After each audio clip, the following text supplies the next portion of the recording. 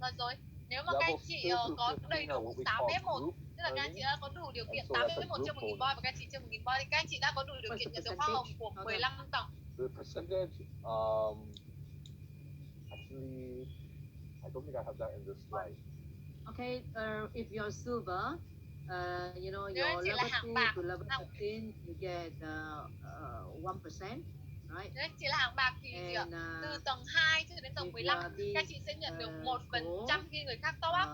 Your level 2 to level 15, you get 2%. Người từ tầng 2 cho đến tầng 15 top up. And if you are diamond, và nếu các anh chị là hạng vàng thì từ tầng 2 cho đến tầng 15 các anh chị có người top up thì các anh chị sẽ nhận được 2%. Và rồi nếu các anh chị là kim cương thì tầng 2 tầng 15 có người top up, các anh chị sẽ nhận được 3%. It is very, Ken mentioned just now, okay, because I believe this person keep asking, right? Always remember, the first person who join you, they must compound, okay, on the first day. Okay, the minute they come in, they must compound. Okay, so that they can become a silver status. Nếu mà cái người đầu tiên các anh chị tham gia giới thiệu họ tham gia thì hãy để họ nhân cái độ nhân ngay, hãy giúp họ nhân cái gem của họ lên. Bởi vì khi họ nhân lên như thế và họ đủ hạng bạc thì các anh chị mới được tính là một người F1. This person is your first person. He comes in. You know, he put in the 1,000 gems, but he did not compound on the first day. He compound on the second day. Can you answer this question? You cannot earn. Yes. You will earn if he compounds before the commission is generated on the same day. Nghĩa là có những người ấy, thì họ nạp vào 1.000 gem, nhưng mà họ lại không nhân trong ngày hôm đấy, họ lại nhân cái từ của cái hôm tiếp theo cơ, họ lại không nhân luôn hôm đấy mà họ lại nhân của cái hôm tiếp theo, thì các anh chị sẽ không nhận được hoa hồng hệ thống. Tại vì sao? Tại vì cái lúc đấy là cái lúc mà chúng tôi đã kiểu vượt quá cái lúc tôi tính hoa hồng hệ thống rồi, cái hệ thống thì chúng tôi tính hoa hồng hệ thống rồi. Please quickly get your first member in your team, your F1, okay, to immediately convert. Okay, when he top up his gem, immediately convert to points. Thế nên là hãy luôn luôn bảo cho tất cả những cái người F1 của các anh chị ấy, là khi mà họ top up vào thì hãy ngay lập tức giúp họ gì ạ, nhân cái đồng gem của họ lên. Hãy giúp họ ngay lập tức nhân cái đồng gem của họ lên. F1 must also be a silver. Because the person comes in, your first F1 comes in, okay, he top up 1,000, and let's say he top up 300, but immediately when he converts, that turns to 1,005.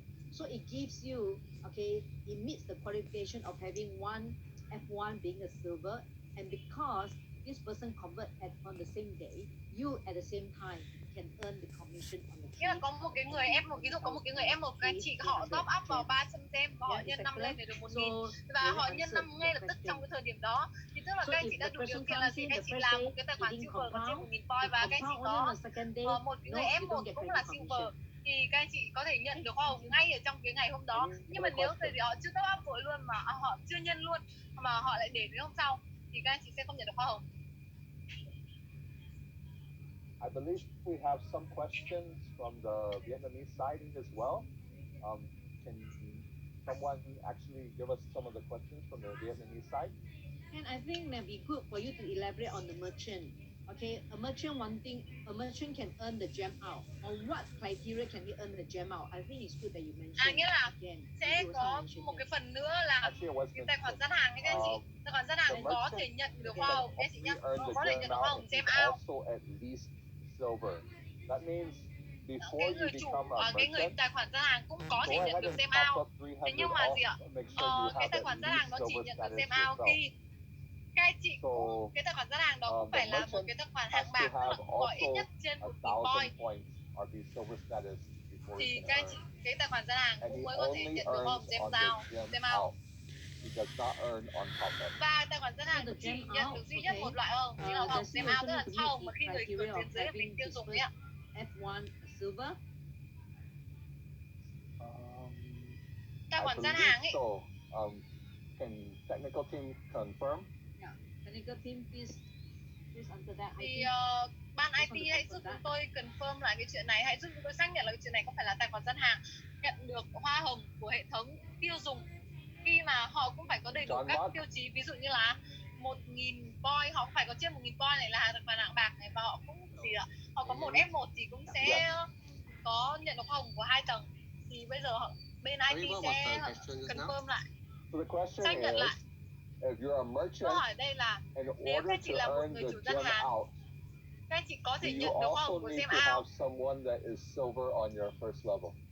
You mean on Và the các gem anh up chị cũng bonus? phải bắt buộc phải Yes, có thêm for merchant. người ở phía Yes, you need to dưới have mình đúng không? Phải có F1 ở level phía dưới 1 mình đúng không? silver also in order to earn the gem Okay. up bonus.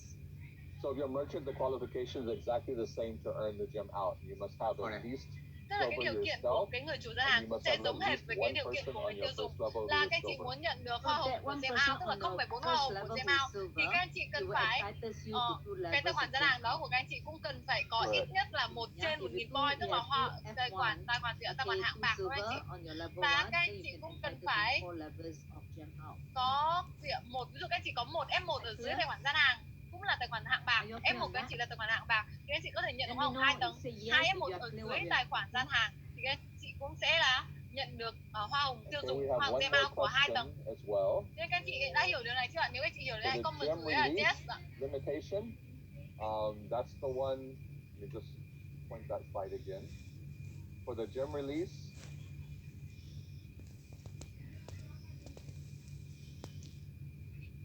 does the gem out and the top up count together? So in other words, the gem release means whenever you earn gems, for example, just give an example. Somebody topped up 1,000 Đây là cái ví dụ là về cái hoa hồng mà các anh chị nhận được hàng ngày ấy ạ. and Hoa hồng phát ra hàng ngày immediately để các anh chị vào converted tài khoản those các anh chị thì over to points.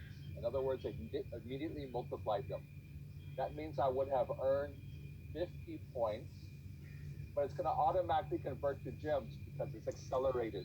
They popped up immediately. That means I earned 50 gems. And then I tapped the lamp. That means when I tap the lamp, my limit is going to be ví dụ reduced như là by có một 50 người gems. 1.000 That means I gem, can only các anh earn, chị nhận for được example, 5%, starter, nếu mà I họ can nhân only lên earn luôn ấy, 1.000 gem mà họ 450 nhân lên gems luôn, from các anh chị tapping được the lamp. 5% là If 50 it's gem any đúng không more, các anh chị? I will only get the maximum of 500 gems. In other words, Và rồi it's not just you're tapping the lamp, it's also gem out. It's also và rồi ví dụ các chị để ý accelerated cái phần gem tài khoản cho conversion cái người bắt đầu when là they họ có convert the 500 gems to gem, points. họ có thể là nhận được tối So đa this is 500 gem một gems ngày. coming Tức là khi into mà your họ account. có một It cái người doesn't top up matter của 1.000 how chẳng they hạn thì họ come nhận được into your 50 gem account. rồi đúng không anh chị? Your Và maximum rồi is 500 gems. If và rồi you're silver, tính it's thêm những cái hoa hồng 1,000, khác, ví dụ hoa gold hồng họ vứt 2,000, đến diamond thì 2,000. cũng được là mấy Now, trăm one thing gem to một ngày also chẳng hạn. note, if Nhưng you're mà a merchant, this does not apply. Merchant doesn't have a limit in the number of gems they can receive. và gì ạ? Và nếu Okay, mà on this họ là một point, cái I người want to chủ kind of là họ elaborate. là một cái người tài Okay, khoản mới, tài especially khoản for starter, tài khoản leaders, cho người if mới, you want to mà nếu build họ có a trên team 500 gem and một you ngày want thì to họ sẽ you không know, nhận use được, mà chỉ họ myaladdinz nghĩa là họ building chỉ a nhận được là business, tối đa then 500 it gem is một very ngày thôi. important Thế nhưng that mà you đối got với to tài khoản cửa hàng thì monitor không hề có the một number of cái mức people giới in hạn your nào one trong cái vấn đề account gem chuyển đi và gem nhận because được. there is a max. Remember, okay, for diamond you can transfer maximum 5,000 gems out and you can earn 3,000 per day, all in. So as I mentioned during our training, normally one account you try to sponsor or introduce 10 to 12 people in that account, but out of the 10 to 12 make sure that at least minimum 8 are working, then it can maximize your return. But if let's say you put 100 khi mà các anh chị people có tài under khoản your one diamond thì account, các anh chị có then thể là very chuyển soon đi you 5.000 max gem out. một ngày. So Thế it nhưng cái is số lượng important that gem you của anh chị nhận monitor được thì là all the 3.000 people gem you một ngày đúng không các anh chị? sponsor, in Thế one nên là account hãy luôn luôn đảm bảo rằng khi mà các anh chị giới thiệu ra những cái người khác mà các anh chị giới thiệu ra khoảng 10 người ấy, sẽ phải có hãy đảm bảo rằng trong số 10, 20 người đấy sẽ có đang có 8 người đang thực sự làm việc. Và 8 người đó yeah, they are just là normal gì ạ? user, then you got to Hãy add đảm bảo on rằng more. When I say 8 to 10, that means 8 to trong 10 cái 10, are 20 working người leaders. mà That các means chị they are giới working thiệu in the mà các chị giới thiệu ra ấy, business. So thì hãy that's đảm bảo where rằng ít nhất là 8 người họ đang thực sự làm việc business và will hoạt grow. động với And myaladdinz. if you find that you have more than that, you can create another account, Và a new đúng không ạ? account using a new mobile Các anh chị có number. nhiều hơn That 8 means người, that nghĩa là các anh give chị you có nhiều hơn another những cái profit người số center. lượng người đó đang hoạt động. We Họ do đang not hoạt động với restrict myaladdinz thì các how anh chị many có thể profit tạo một cái tài centers khoản you mới want to create. để có thể But gì make ạ? sure Để có that thể when you tạo create thêm một cái tài khoản mới ở sufficient dưới để number, các chị có thể give you the cho thêm những cái maximum người kia, những cái người họ return đang hoạt động với in that myaladdinz vào, one họ đang làm hệ account. thống vào. Và gì ạ? And Thì also tôi on mong the muốn và đây là cái cách để các chị có thể merchant tạo part, ra nhiều as trung we tâm lợi nhuận mentioned, hơn. our whole business model is we want you to enlist merchant a merchant account got to come first, then we put merchant to. Và khi mà ở trong hệ thống thì chúng tôi luôn luôn mong muốn các anh chị lưu ý một điều là gì ạ? Cái tài khoản gian hàng bắt buộc phải ở trên tài khoản networking, tài khoản hệ thống các anh chị. Tài khoản gian hàng hãy luôn luôn đặt ở trên tài khoản hệ thống các anh chị. Bởi vì chúng tôi hiểu rằng gì ạ? Có một vài người ấy, họ không hiểu, họ chưa hiểu về vấn đề. Họ tại sao họ lại cần tài khoản gian hàng ở phía trên? They don't have anything to sell. What I'm trying to Và say có nhiều người ấy, is, you know that your this particular downline F1, okay. Nếu mà các anh chị có những người thì họ không biết cả, họ không biết gì ạ?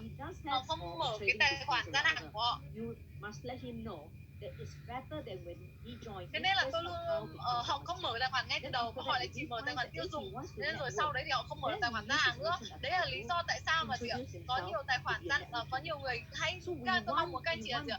Khi mà tư vấn cho một người khác thì hãy hỏi họ là họ thực sự có phải là tài khoản hàng hay không. Họ thực sự tài khoản gian hàng ấy, họ không phải họ có muốn tạo lập tài khoản gian hàng không ạ? Nhưng mà họ phải có công việc kinh doanh thực sự, là họ là có công việc kinh doanh thực sự. Các anh chị có thể giới thiệu cho họ mở tài khoản gian hàng ngay lập tức từ thời điểm đầu. This is no good. Okay. Chúng tôi không phải mong muốn là gì ạ? Tài khoản tiêu dùng các anh chị sẽ giới thiệu gian hàng. Và tất cả những người mới hãy nói với tất cả những người mới đó là gì ạ? Các anh chị là cái tài khoản, các anh chị muốn mở tài khoản gian hàng, các anh chị phải để tài khoản gian hàng ở phía trên cái tài khoản tiêu dùng. He or she does not own a business. Okay? So if let's say he or she maybe say, okay, I want to have a business. Okay, I go and create a business. Okay, I want to be an entrepreneur. Yeah, by all means, okay, you need to have a merchant account. Nếu mà các anh chị muốn trở thành okay. Thì cái gì ạ? Các anh chị hãy đảm bảo một điều rằng là các anh chị hãy luôn luôn để tài khoản gian hàng ở phía trên one cái other tài thing khoản also that I would trên like cái tài to khoản hệ mention thống is đúng the không ạ? maximum calculation for the daily earning is actually 1 million gems. So, 1 million points. So if you have more than 1 million points, remember diamond is 500,000. If you have 1,500,000, 1,500,000, we will only calculate the 0.2% based upon 1 million. So the maximum number of points you want to have in one account is 1 million. Ken, I think that part not necessary to be 1 million because if you base on after 180 days, it dropped down to 0.1%, you can have more. Yeah. If let's say if it's 0.2%, then of course 1 million you can max it out because the gem release for diamond is 3,000 gems, including orders. So there is no maximum point that we should talk about.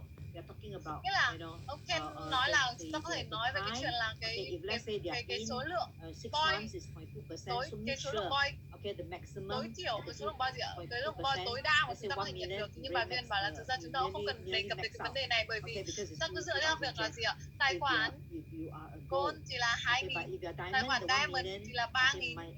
You still need to, you can still earn more. Okay, so what I'm talking about is, okay, the gem release is just part of it, but there are referral bonus, added in, and there's also a gem out included. So you have to know, okay, what status are you now, and what commission you are getting. Okay, at what level, and that's where you calculate. Các anh chị chỉ cần là nếu anh chị muốn tính là gì cái lượng point, lượng gem, lượng point các anh chị cần để có thể nhận được. Can I have 2 merchants? Yeah? Can I have more than 2 merchants? Có người hỏi tôi là gì ạ? Tôi có thể có 2 tài khoản gian hàng không? Tôi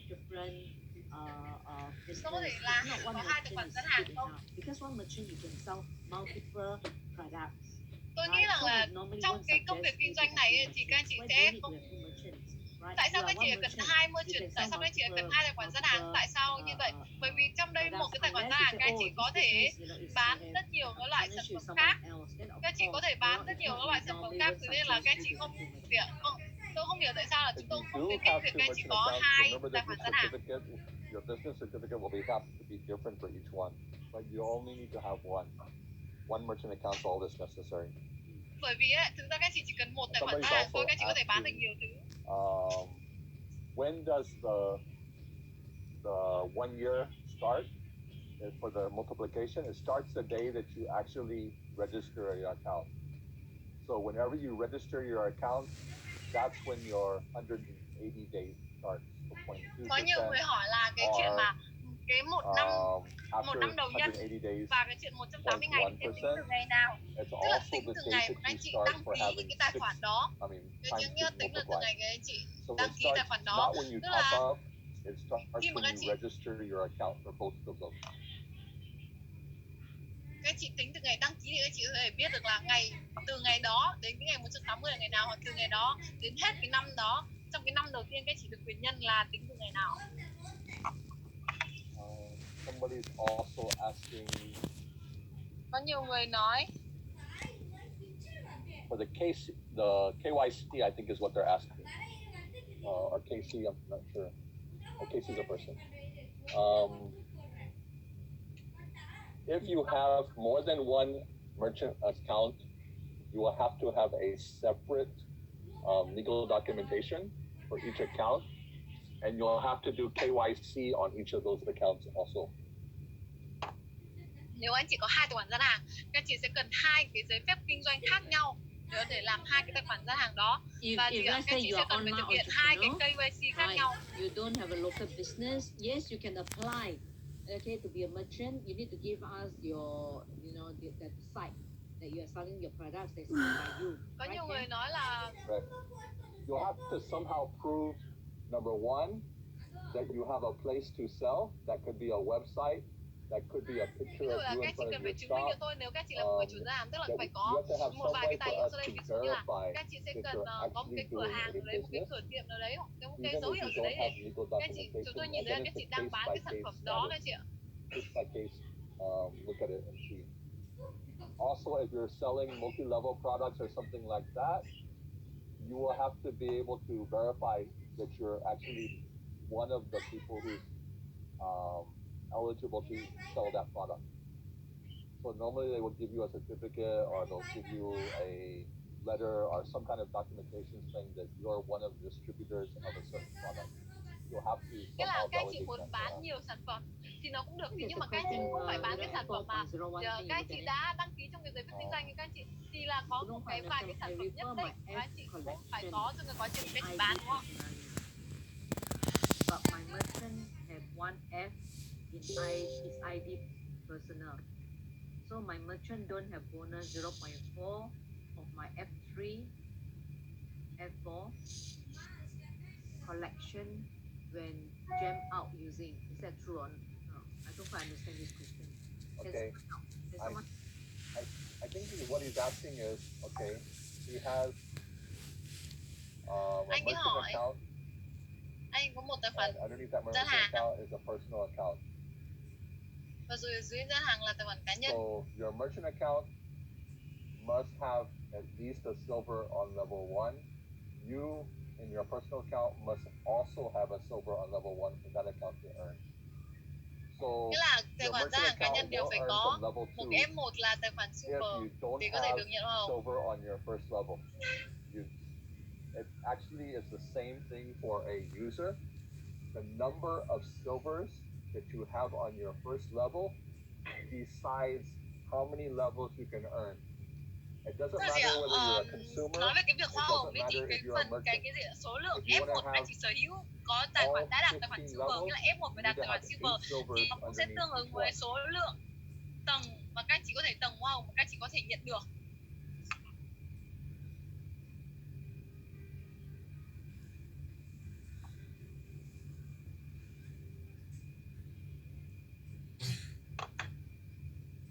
Talk a little bit about KYC. I think they were answering about KYC. How do they know whether my account is approved? They're not asking about KYC. They're asking about they want to change their account from a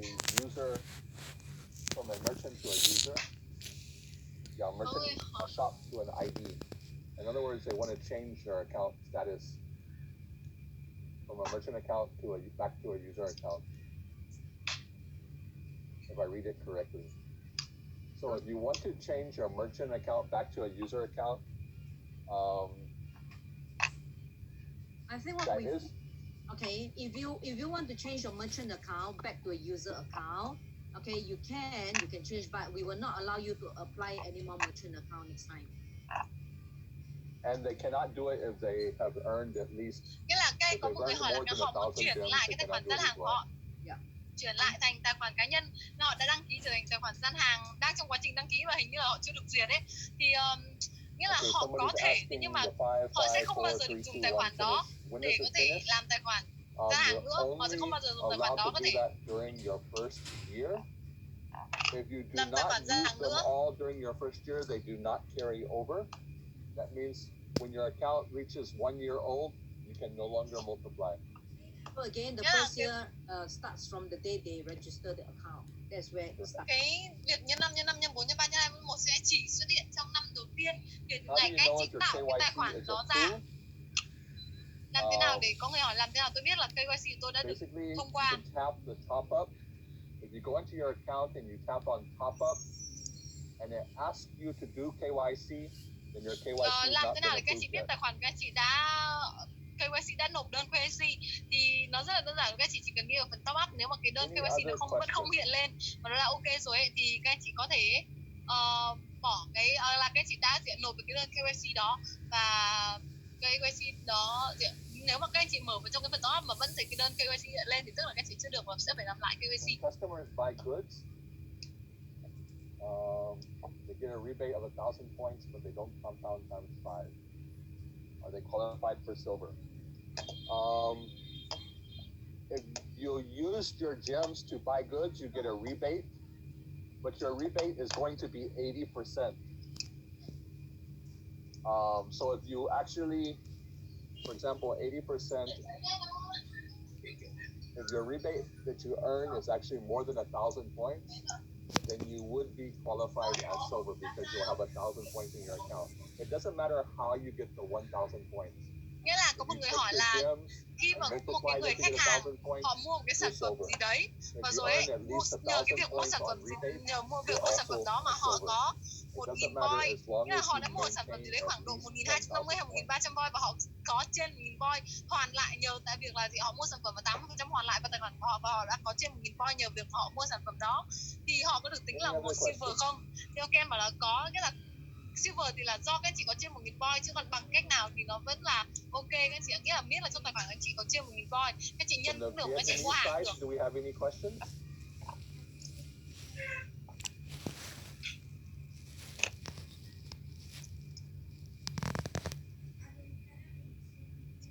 Okay, always remember, I think there's a question about when the customer buy goods, they get rebated over 1,000 points, but they don't compound 5 times. Are they qualified for silver?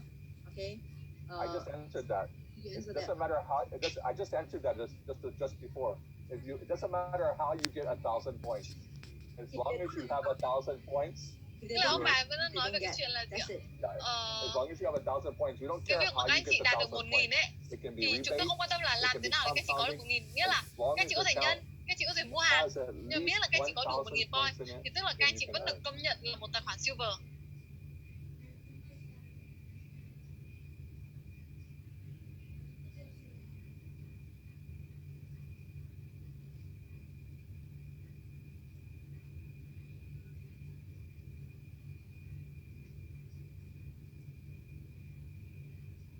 For those people who have submitted, for merchant, you have not received any reply, just wait. Okay, just wait for a while. April 28, make sure that you have a vouching form. Okay, are all your documents, có người tôi đã nộp đơn làm gian hàng từ 28 tháng 4 nhưng mà vẫn không có phản hồi. Thì thực ra bà Viên bảo là ok, anh có thể đợi thêm một thời gian không? Và hãy đảm bảo rằng cái đơn của anh đã có cái đơn xác nhận của upline các chị nhé. So it's very important to make sure your email address is correct when you submit your merchant form.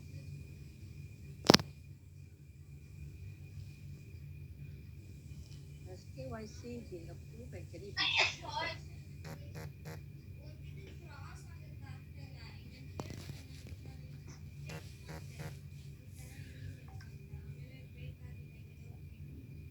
I'm not sure about that question. I don't understand the question as well. Your KYC, going back to KYC, there is a separate merchant KYC and a separate KYC to do gem transfers.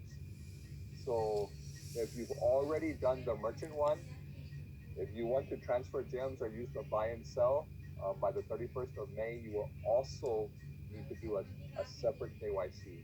The easiest way to tell if your KYC is approved or not is to actually tap on the top up button. Nghĩa là có người hỏi là Tap tôi on đã top up. It will ask you for the KYC, or it will tell you that your KYC là ở KYC cái is tài khoản still gian pending. hàng. Và cái KYC đó là gì? Từ Doesn't lúc mà show mình you đăng ký any gian hàng ấy, request for và rồi tôi KYC cũng and đã it doesn't show you a message gì ạ? that it's pending, then Mua you're sắm được ở okay. trên cái tính năng mà mua và bán cái gem ấy, thì tôi cũng không biết được là KYC của tôi là đã thành công hay chưa. Thì ông Ken bảo là cách đơn giản nhất để có biết được là KYC của anh chị thành công hay chưa, tức là các anh chị đi vào app và phần top Someone up, và says nếu they took a thấy gì ạ, photo không thấy cái đơn KYC hiện lên and nữa, tức là các anh chị đã they forgot to KYC put được. the date. If you do not submit your KYC correctly, typically the delay will be slightly longer. If you do everything correct, it will be almost Nếu mà immediate. các anh chị làm If KYC một something cách is chính xác missing, or you missed thì the date, or you nó missed chỉ your trong tích tắc thôi. Nhưng nếu identity anh chị làm card, KYC or mà it's có một blurred, cái or lỗi something gì is đấy, wrong with the ví dụ information, như là cái ảnh it của will anh chị not bị be mờ này, cái chữ automatically anh chị viết không approved. rõ này, thì So you cái will have to KYC của wait anh chị sẽ bị until we lùi lại rất contact lâu, you again sẽ bị lùi lại lâu to hơn. request for whatever is missing or whatever is Thì needed chúng to tôi get sẽ the kiểm tra bằng tay, kiểm tra So bằng it tay is và very sẽ gì ạ, important gửi that lại mail cho các anh chị để biết là các anh chị cần phải bổ sung cái gì. Ví dụ ảnh anh chị bị mờ thì sẽ phải bổ sung cái ảnh rõ hơn.